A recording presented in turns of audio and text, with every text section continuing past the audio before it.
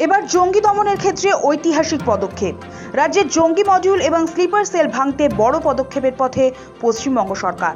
জঙ্গি দমনে আরও এক ধাপ এগোচ্ছে রাজ্য। দিল্লি, মহারাষ্ট্র, উত্তরপ্রদেশের আদলে এই বাংলাতেও অ্যান্টি টেররিস্ট স্কোয়াড পরিকল্পনা করছে রাজ্য পুলিশ। কিভাবে এই নতুন দফতর তৈরি করা যেতে পারে তা নিয়ে প্রাথমিক খসড়াও করেছে নবান্ন। বিষয়টি নিয়ে একাধিক বৈঠকও করেছেন আধিকারিকরা। ইতিমধ্যে জঙ্গি দমনে কলকাতা পুলিশ ও রাজ্য পুলিশের আলাদা দুটি স্পেশাল টাস্ক ফোর্স রয়েছে। এবার রাজ্য ও কলকাতা পুলিশের এসটিএফ সংযুক্ত করে রাজ্যে একটি ফোর্স তৈরির পরিকল্পনা হচ্ছে বলে নবান্ন সূত্রে খবর।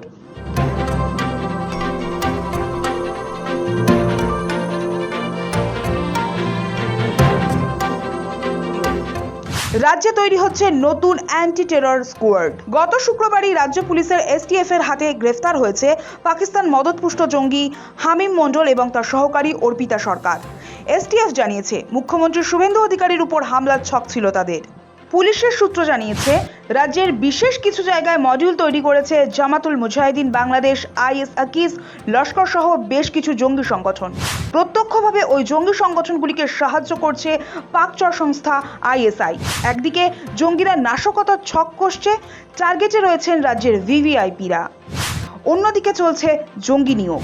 সোশ্যাল মিডিয়া ছাড়াও জঙ্গি নেতারা খারেজি মাদ্রাসায় তরুণদের মগজ ধোলাই করছে, এমন তথ্য রয়েছে গোয়েন্দাদের কাছে।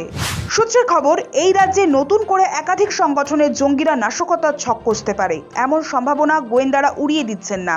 সেই কারণেই এখন রাজ্যের জঙ্গি সংগঠন ও তাদের স্লিপার সেল মডিউলের কড়া নজরদারির প্রয়োজন বোধ করছেন গোয়েন্দারা। এই বিষয়গুলি মাথায় রেখেই রাজ্য পুলিশে একটি সন্ত্রাস দমন স্কোয়াড বা এটিএস তৈরির পরিকল্পনা করেছে। যদিও বর্তমানে রাজ্য এবং কলকাতা পুলিশের বিশেষ টাস্ক ফোর্স রয়েছে, কিন্তু সরকার চাইছে এই দুই ফোর্সকে সংযুক্ত করে একটি পৃথক সংগঠন তৈরি করতে।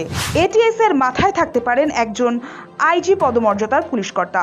তার অধীনে কাজ করবেন ডিআইজি, এসপি ও অন্য পদমর্যাদার পুলিশকর্তা ও আধিকারিকরা। এটিএস এর মূল দফতর কলকাতা বা তার সংলগ্ন অঞ্চলে তৈরি হতে পারে। ভিন রাজ্যের এটিএস এর মতো এই রাজ্যের ক্ষেত্রেও বেশ কয়েকটি জেলায় এটিএস এর শাখা খোলারও পরিকল্পনা করা হয়েছে।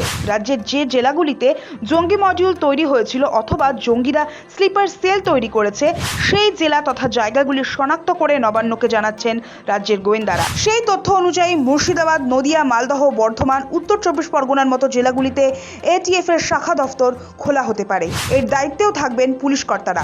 শাখা দফতরগুলি নজর রাখবে জঙ্গিরা কোনো জায়গায় স্লিপার সেল তৈরি করছে কিনা, বাংলাদেশের সীমান্ত পেরিয়ে কোনো জঙ্গি নেতা এসে মগজ ধরার চেষ্টা করছে কিনা, বা জঙ্গিরা রাজ্যের কোথাও নিয়োগের চেষ্টা করছে কিনা। রাজ্য পুলিশের কর্তাদের মতে এটিএস তৈরি হলেও গুরুত্ব দেওয়া হবে এসটিএফ কেও। তাই রাজ্য ও কলকাতা পুলিশের এসটিএফ কে সংযুক্ত করে একটি এসটিএফই কাজ করবে।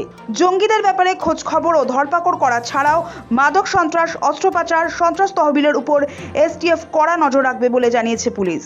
Maharashtra police, Uttar Pradesh police, Gujarat police বা দিল্লি পুলিশের এটিএস এর আদলে এই এটিএস তৈরি করার পরিকল্পনা করা হয়েছে। যে পুলিশ আধিকারিকরা রাজ্য পুলিশ ও কলকাতা পুলিশের জঙ্গি দমনের ক্ষেত্রে গুরুত্বপূর্ণ ভূমিকা নিয়েছেন, তাদের এই নতুন এটিএস এ নিয়োগ করার পরিকল্পনা করা হয়েছে। সৌভিক সান্যালের রিপোর্ট, সময়, কলকাতা।